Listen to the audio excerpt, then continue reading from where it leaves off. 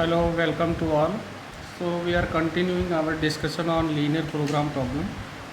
So in the simplex method, in the previous lecture we have looked what are the requirement of a linear, what are the requirements for a simplex method. So we have said that there are three basic requirements. So requirement number one, problem should be in standard form. First requirement, problem must be written in the standard form. Requirement number two, right hand side of the constraints should be always positive.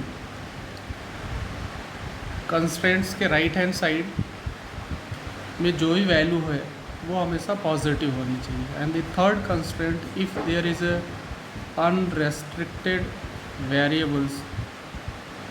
unrestricted variables, so we'll replace this unrestricted variable by difference of two positive variables. So these are the three basic requirements for solving a problem by simplex method. So as we have already said, in the simplex method, if it is a maximization problem, so in the maximization problem we start from initial basic solution. So start from initial basic solution and we will reach up to optimal solution. So start करेंगे basic solution से. Basic solution means कहाँ से start होगा? इस problem will be started from the origin, that is from 0 and by iterative process और by iterative method we will reach up to optimal solution. So here we have a problem. We try to figure out how to solve this problem by simplex method. So here a problem is, it says maximize z, it is 6x1 plus 5x2 and subjected to two sets of constraints, x1 plus x2 less than equal to 5, 3x1 plus 2x2 less than equal to 12, where x1 and x2 both are positive. So let us first check the requirements. So standard form को अभी नहीं check करते, let us पहले second check करते हैं. इसका right hand side constraints के positive है. So here it is +5, it is +12. So right hand side of the constraints are positive. So this is fulfilled. Criteria number 2 और requirement 2, it is fulfilled. Variables, they are all not unrestricted type के variables यहाँ पे है ही नहीं. सो ये requirement भी fulfil हो गई. राइट हैंड साइड पॉजिटिव है, so yes it is +5 and +12. So requirement 2. और कोई भी वेरिएबल अनरेस्ट्रिक्टेड नहीं है, so that is requirement number 3 भी फुलफिल हो गई. सो let us first right this problem into standard form. तो अगर इसको स्टैंडर्ड फॉर्म में लिखना है तो कैसे लिखेंगे?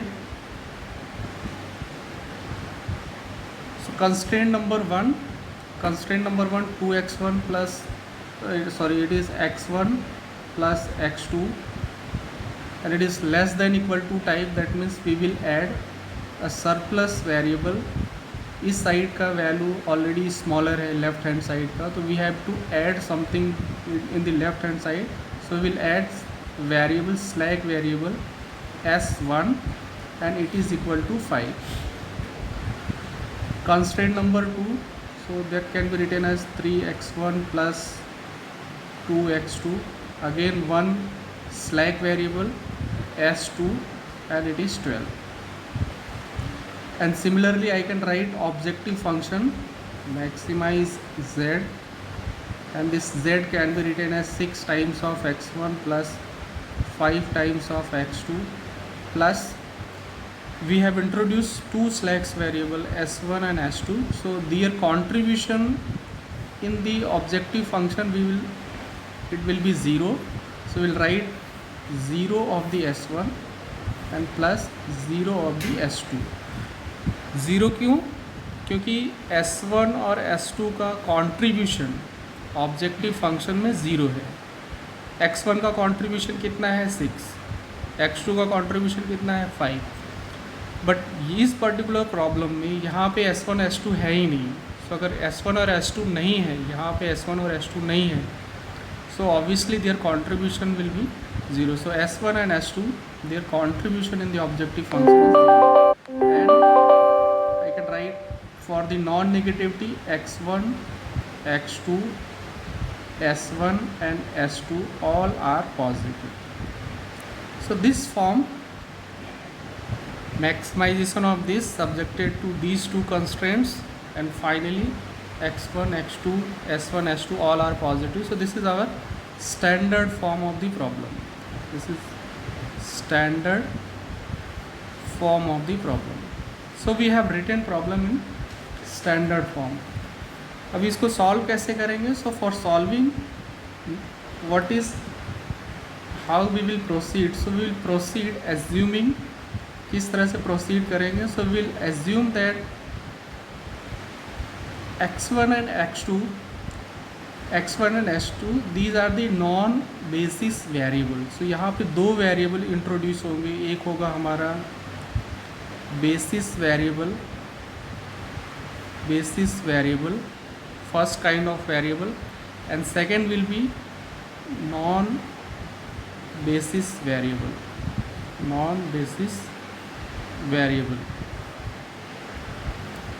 Basis variable and non basis variable. So basis variable उसको बोलेंगे जिसकी वैल्यू पॉजिटिव होगी। नॉन बेसिस वेरिएबल का मतलब वेरिएबल हैविंग ज़ीरो वैल्यू, या ऐसा वेरिएबल जिसकी वैल्यू ज़ीरो है, value of this variable will be zero. So जिस वेरिएबल की वैल्यू यहाँ पे ज़ीरो होगी उसको हम नॉन बेसिस वेरिएबल बोलेंगे, और जिसकी वैल्यू पॉजिटिव यानी ग्रेटर देन ज़ीरो होगी वो हमारा बेसिस वेरिएबल होगा। सो प्रॉब्लम को स्टार्ट करने के लिए we assume that the x1 and x2 these are the non basis variable. x1 और x2 क्या है? हमारे नॉन बेसिस वेरिएबल है। S1 और S2 we will treat as a basic variable. So let us look iteration one. So in the iteration one problem को start कहाँ से करेंगे? Assuming x1 and x2 as a non basis variable. So we will write S1, so I will write S1। तो equation 1 से S1 क्या होगा? 5 minus x1 minus x2। Equation 2 से S2 हो जाएगा, that will be 12 minus 3x1 minus 3x2। हमने क्या किया है? we have written non basis variable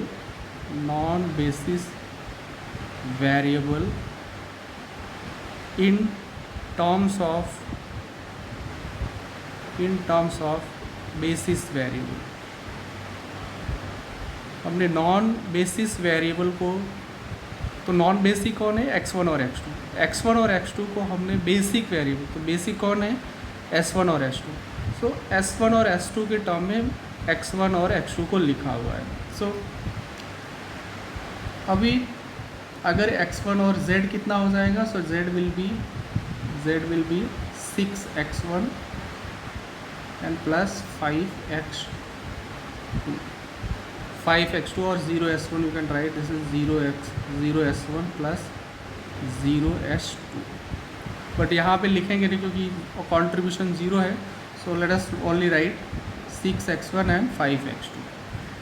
सो हमने बेसिक वेरिएबल को नॉन बेसिक वेरिएबल के टर्म में लिखा है।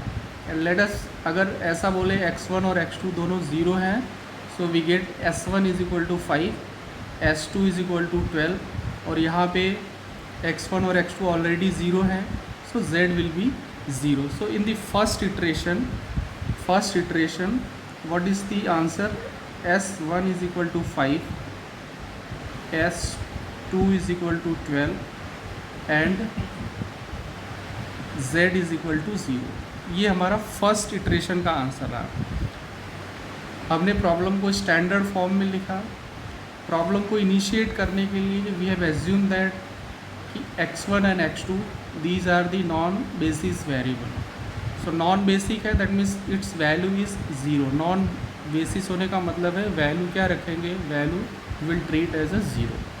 सो x1 और x2 को 0 कर दिया। So we get s1 is equal to 5, s2 is equal to 12 and z is equal to 0. This is the iteration 1. Now if you look,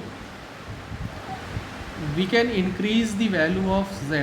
यहाँ पे क्या है, हमको z की वैल्यू इंक्रीज करनी है। So I can increase, if you look this equation, इस equation को देखो, from here I can increase the value of z by increasing the value of x1 or by increasing the value of x2, और इन दोनों को साथ में बढ़ा सकते हैं। x या तो फर्स्ट पॉसिबिलिटी क्या है, केवल x1 को बढ़ाओ। सेकेंड पॉसिबिलिटी क्या है, either only increase x2। Third possibility क्या है, you can increase x1 and x2 simultaneously, दोनों को एक साथ बढ़ा सकते हैं। बट लीनियर प्रोग्रामिंग प्रॉब्लम में we will prefer only variation, single variation at a time. So either you increase x1 और यू इंक्रीज x2। तो अभी इन दोनों में फ़ायदेमंद कौन है कि x1 को बढ़ाऊँ कि x2 को बढ़ाऊँ? ऑब्वियसली x1, क्योंकि इसका कोफिशिएंट ज़्यादा है। इसका कोफिशिएंट कितना है, 6 है, इसका 5 है। That means desirable is to increase the value of x1। z को देख के क्या पता चलता है, z को देख के ये पता चल रहा है कि मुझे अगर z की वैल्यू बढ़ानी है तो या तो मैं x1 को बढ़ाऊँ या तो x2 को बढ़ाऊँ। दोनों में से कौन डिज़ायरेबल है? तो ऐसा कोफिशिएंट देख के पता चल रहा है कि यहाँ पे 6 है तो x1 को इंक्रीज़ करना फ़ायदेमंद है। इसको इंक्रीज़ करोगे तो 5 के रेट से बढ़ेगा, इसको इंक्रीज़ करोगे तो 6 के रेट से बढ़ेगा। So we will increase the value of x1। तो मुझे यहाँ पे ये पता चल गया कि if I want to increase the value of z, so I have to increase the value of x1। मुझे इस x1 की वैल्यू को क्या करना पड़ेगा, इंक्रीज़ करना पड़ेगा। तो कहाँ तक इंक्रीज़ कर सकते हैं? So who will decide that? So if you look the constraints, इस कंस्ट्रेंट्स को देखो x1 को, तो x2 इज़ ऑलरेडी 0 है because it is non basic. तो x2 0 है। तो x1 की वैल्यू फाइंड करने के लिए simply make s1 equal to 0। मैं इस इक्वेशन में x2 को कितनी वैल्यू दे सकता हूँ? सो ऑब्वियसली बिकॉज s1 0 से कम नहीं होना चाहिए, otherwise it will become negative quantity. So s1 की वैल्यू क्या रख सकते हैं? 0। सो अगर s1 की वैल्यू 0 रखा, so I can get x1 equal to 5। That means this particular equation says कि I can go up to 5। ये इक्वेशन क्या बता रहा है कि x1 की वैल्यू कहाँ तक बढ़ा सकते हैं? सो x1 की वैल्यू 0 से लेके 5 तक रख सकते हैं। 5 के आगे जाएंगे तो ये क्या हो जाएगा, नेगेटिव हो जाएगा। सिमिलरली अगर इस कंस्ट्रेंट को देखो s2 को, सो ये तो 0 हो गया, ये तो 0 हो गया। So 12 minus 3x1 equal to 0। So if I place 12 minus 3x1 equal to 0, so I get x1 is equal to 4. That means from constraint 2 I can go up to 4. हमने डिसाइड क्या किया कि we have to increase the value of x1। So x1 की value कहाँ तक बढ़ा सकते हैं वो कौन डिसाइड करेगा? ये कंस्ट्रेंट डिसाइड करेंगे। पहला कंस्ट्रेंट ई सेइंग कि we can put the value of x1 up to 5। Second it says we can put the value of x1 up to 4। तो इन दोनों में से हमको वो लेना है जो दोनों को सेटिस्फाई करे। अगर सपोज़ 5 ले लिया कंस्ट्रेंट नंबर इसको S1 को ले लिया यहाँ से, तो अगर 5 ले लिया, सो ऑब्वियसली यहाँ पे अगर 5 रखेंगे तो ये क्या हो जाएगा, ये वाला टर्म नेगेटिव हो जाएगा। बट अगर मैं x1 इक्वल टू 4 लूँ तो ये तो पॉजिटिव रहेगा और ये भी हमेशा पॉजिटिव रहेगा। So this particular constraint will allow us to increase the value of x1, और कहाँ तक रख सकते हैं, up to 4। That means now this is the deciding variable, ये मेरा डिसाइडिंग वेरिएबल हो गया। सो इन द इटरेशन 2 क्या होगा, इटरेशन 2 से आई कैन राइट, यहाँ से मैं ये 3x1,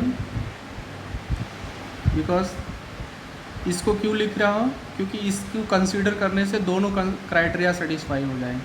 3x1 that can be written as 3x1 को उस साइड ले लेते हैं, so that will be 12 minus 2x2 और माइनस s2, और आई कैन राइट x1 3 से डिवाइड कर दो, this will be 4 minus 2/3 x2 minus s2 over 3। तो यहाँ से x1 की वैल्यू आ गई। Now put this x1 in equation 1। So from equation 1, सो ये इक्वेशन 1 है, फ्रॉम इसको 1 बोल रहे हैं।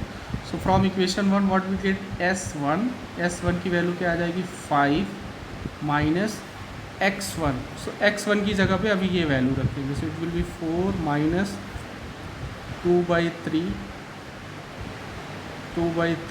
x2 minus s2/3 and minus x2। इसको सॉल्व कर लेते हैं, so we get s1 5 minus 4 it becomes 1। Now this is plus 2/3 x2 and this is minus x2। So 2/3 plus में है, so it become minus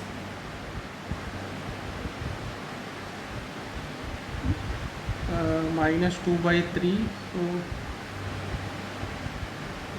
let me check, so it becomes plus, let us write first 2/3 of x2 and it is plus s2/3 and minus x2. What it will come out, it will come out 1 minus x2/3 and minus plus s2/3. So this is the value of s1. Now z will be 6 times of x1. So x1 की जगह पे ये value रखेंगे, ये मेरा x1 है, your x1 6 times of x1. So x1 it is 4 minus 2/3 x2 minus s2/3। Simplify करो इसको, सो व्हाट वी गेट, 6 4 ज़ा 24 माइनस 6 2 ज़ा 12, सो it will be 4 of x2, 12 divided by 3 4 of x2, it will B minus twice of the s2। So this is the value of z। So this second iteration. So second iteration में क्या है, second iteration में right hand side में कौन है, sorry left hand side में कौन है, सो x1 एंड s1।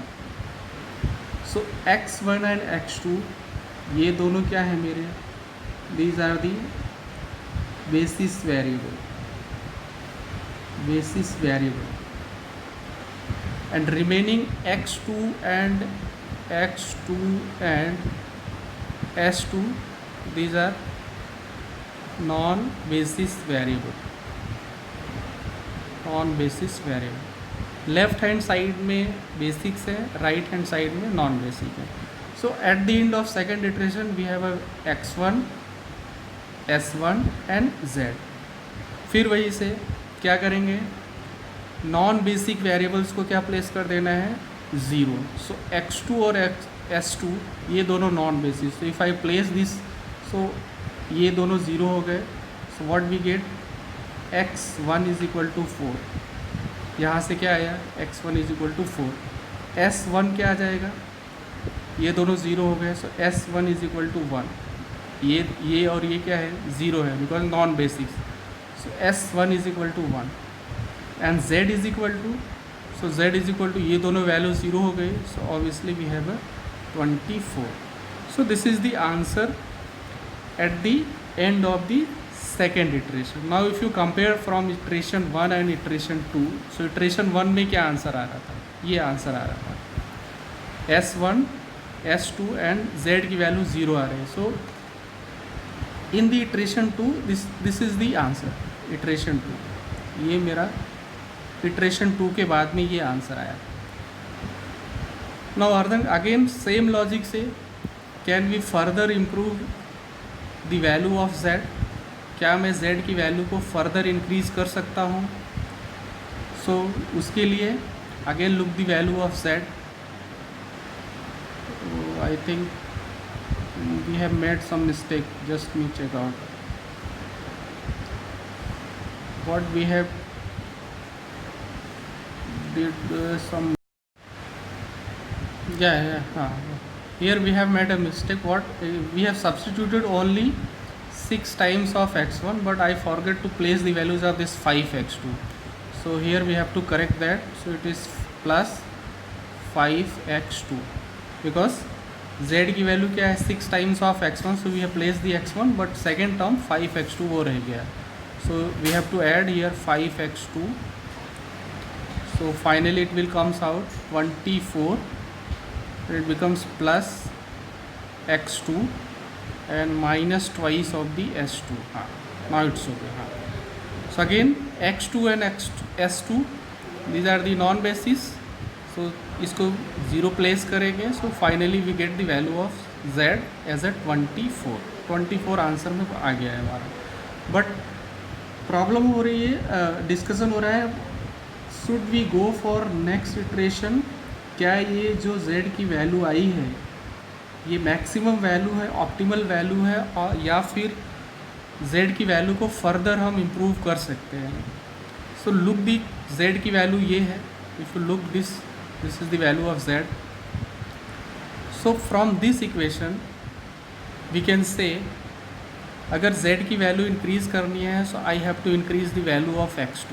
या तो x2 की वैल्यू इंक्रीज़ करें, पहली पॉसिबिलिटी है, या फिर reduce the value of s2 को, बिकॉज इसका साइन क्या है, नेगेटिव है. सो s2 को फर्स्ट पॉसिबिलिटी रिड्यूस करें और x2 को क्या करें, इंक्रीज़ करें. बट s2 तो ऑलरेडी ज़ीरो है ही. तो ज़ीरो से और कितना नीचे ले जाएंगे तो निगेटिव हो जाएगा. सो s2 is already zero. So s2 को डिक्रीज़ करने का कोई मीनिंग नहीं है. सो एक ही पॉसिबिलिटी है, increase the value of x2. अब x2 की वैल्यू कहाँ तक इंक्रीज़ कर सकते हैं, x2 की वैल्यू कहाँ तक इंक्रीज़ कर सकते हैं, that will decided by these two basic variables.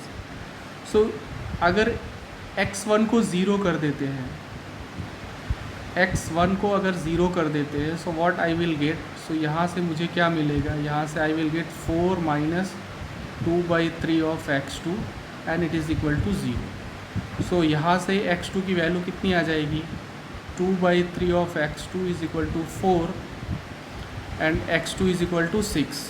x2 is equal to 6. That means in this equation we can substitute the value of x up to 6. यहाँ तक अगर x2 की वैल्यू 6 रखेंगे तो ये ज़ीरो आ जाएगा. So it's saying is what it's saying we can go up to 6. यहाँ से हम x2 की वैल्यू 6 तक जा सकते हैं. यहाँ से आ जाओ, यहाँ से कहाँ तक जा सकते हैं, यहाँ से. सो s1 की वैल्यू ये है. सो s1 इक्वल टू 0 प्लेस कर दो. s1 is equal to 0 place करेंगे, so we get x2 is equal to 3. So it is saying we can go up to 3.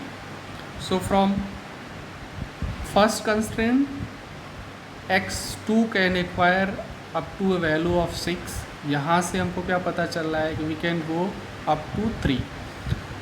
दोनों में से कौन डिसाइडिंग फैक्टर होगा? सो S1 will be deciding factor, क्योंकि इसको कंसीडर करेंगे सो दोनों हमारा क्राइटेरिया फुलफिल हो जाएगा. सो यहाँ से we will right x2. So x2 क्या लिखेंगे यहाँ से? So 2/3 x2 that is equal to, इसको यही रहने दो, sorry no this one.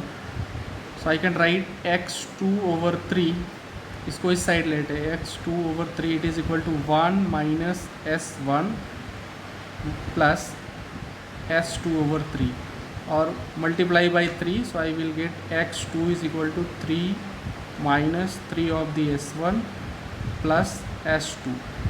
So this is the value of x2.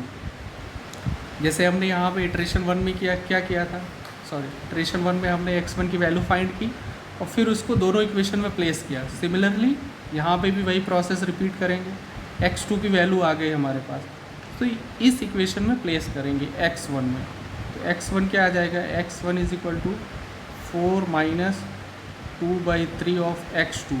So x2 will be 3 minus 3S1 plus S2 and minus S2/3. Solve कर लो इसको. So it will be 4 minus this will be 2, ये cancel हो जाएगा 2/3. So this will be 2 and again this will be plus 2S1, ये cancel हो जाएगा 2S1, आगे मल्टीप्लाई होगा. So minus 2S2/3 and minus S2/3. ठीक है, फिर से simply this will be 2 plus 2S1 and this will B minus S2. सो ये x1 की वैल्यू आ गई, ये x2 की वैल्यू आ गई, ये x1 की वैल्यू आ गई. z के बारे में, what about z? So again place the values in this equation z के लिए. सो फॉर z कितना है? z is equal to 24 plus x2. So x2 की जगह पे क्या रखेंगे?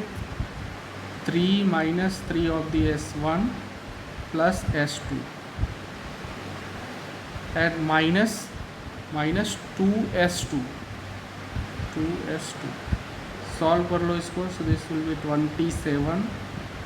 27 minus 3S1 plus S1 minus 2S2.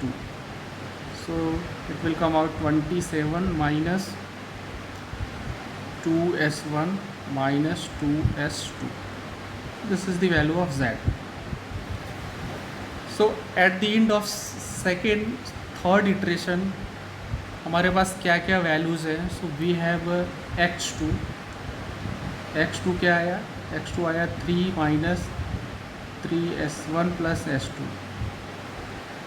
x1 क्या आया? x1 आया है 2 plus 2S1 minus S2. z क्या आया है? सो z 27 minus 2S1 minus 2S2. ये रहा z का equation. This is your x1 and this is your x2, x1 and z. Again, is this the optimal value of z? So for that, look this particular expression. So from here we can say, if I want to increase the value of z, so I have to reduce the value of S1 and or the value of S2, but both are already 0. S1 and S2 are already 0 because these are the, इस particular equation के लिए ये दोनों क्या है? these are the basis. These are the basis variable, and these two S1 and S2 are non-basis. So S1 and S2 are already 0. अभी 0 है तो 0 से और कितना नीचे लेगा? It becomes negative, so that's not desirable. So from here we can conclude that there is no further improvement in the z. z में यहाँ से इम्प्रूव होने के कोई चांसेस नहीं है. क्यों? क्योंकि यहाँ पे भी निगेटिव कोफिशिएंट है, यहाँ पे भी निगेटिव कोफिशिएंट है, and for that we have to reduce the value of S1 and S2, but S1 and S2 are already 0. So we cannot reduce the value of S1 and S2. So this becomes our optimal solution. ये मेरा optimal solution हो गया. That is, we will stop the iterative process here and we will conclude. And what we will conclude, what we will get? We get the x1, the value of x1 is 2 because s1 has to 0. x2 it is 3, and what is z max? So z max it is 27. So this is final answer. So this is our answer. So in that way we find the optimal solution of a linear program problem by simplex method. Again एक बार फटाफट देख लेते हैं क्या किया हमने. So in the step 1 सबसे पहले क्या किया? We have written the problem in the standard form. Standard form में लिखने के बाद कहाँ से स्टार्ट करेंगे? We will write basic variable in terms of non basic variable. Basic कौन होगा मेरा? S1 और S2 मेरा बेसिक होगा. X1 and X2 will be non basic. So we have written the value of S1 and S2 in terms of X1 and X2. सो ये यहाँ पे लिख दिया. Value of z can be increased by increasing x1 or increasing x2, but increasing x1 is more desirable, so we decided to increase the value of x1. अब x1 की value कहाँ तक इंक्रीज़ करेंगे? who will decide? these two basic variable will decide. S1 और S2 decide करेंगे कि x1 की value कितनी हो सकती है. तो उसके लिए simply you place S1 is equal to 0. S1 equal to 0 रखा, we got S1 is equal to 5.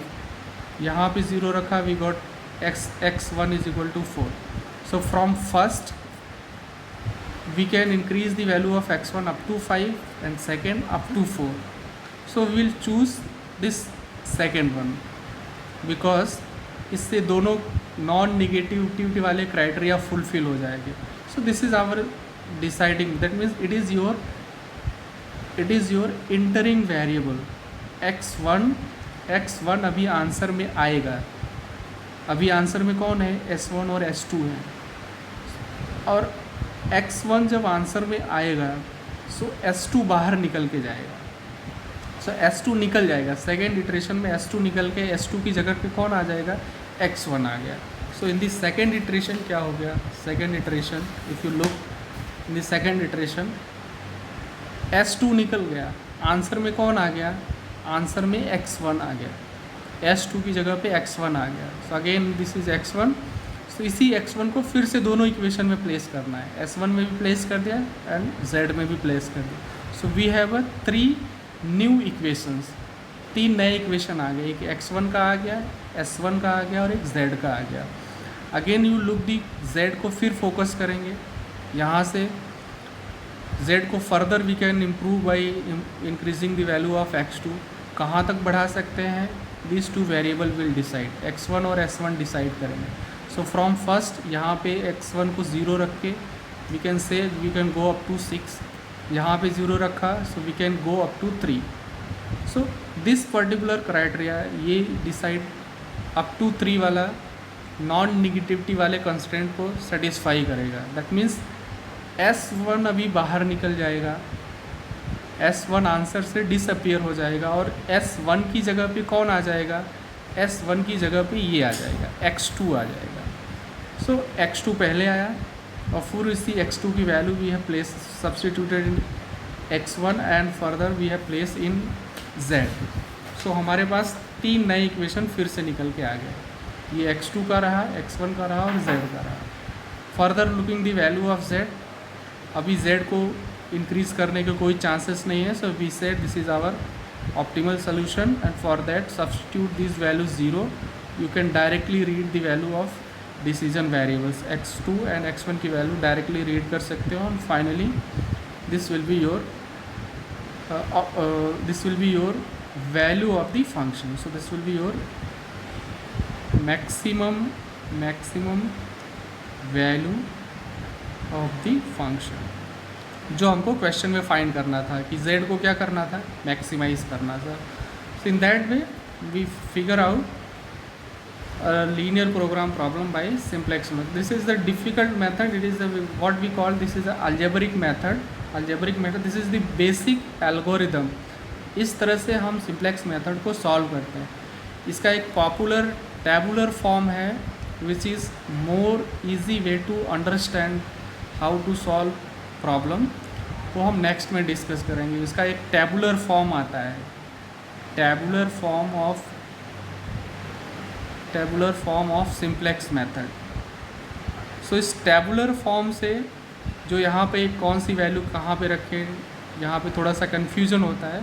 But इस टैबुलर फॉर्म से इसी प्रॉब्लम को हम मच ईजियर वे में सॉल्व कर सकते हैं. So that we will look in the next lecture. Okay.